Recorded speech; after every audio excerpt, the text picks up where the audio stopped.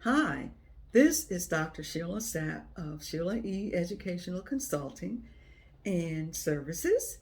Welcome back. And if this is your first time watching me, I am a recently retired educator, a former teacher, elementary school principal, curriculum director, author, coach, mentor, and a motivational speaker. So I am so glad you came back. And I am talking weekly about creating a nurturing learning environment for your child or children. And last week, day one, I asked you to think about how you learn best. And so basically, I was asking you to think about what your learning style is. And I mentioned that you can be a visual learner, an auditory learner, a verbal learner, or a kinesthetic learner.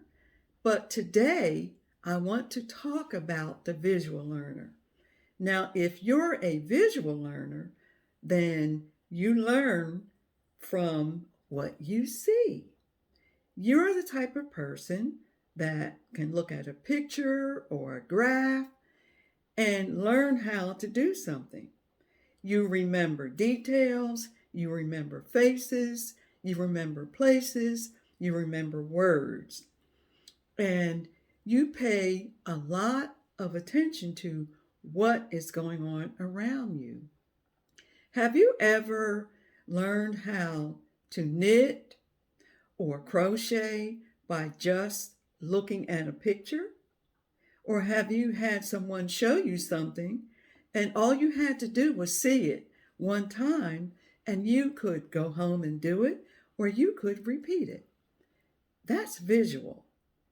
So I want you to think about this.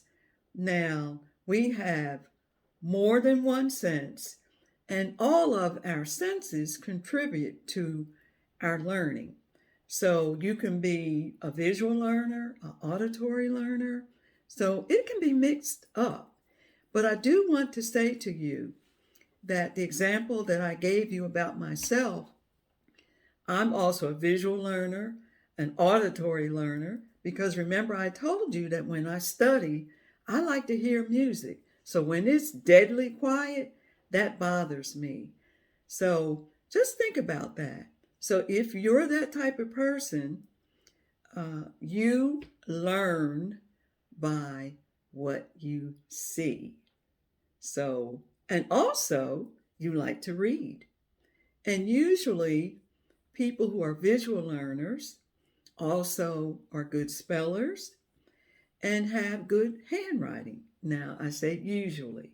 So, here's the question that I want you to think about for next week. What is your temperament? What type of temperament do you have? Are you a moody person? So, and you may be wondering, what does that have to do with the learning environment that I have for my child? Think about it. It has a lot to do with the learning environment that you create.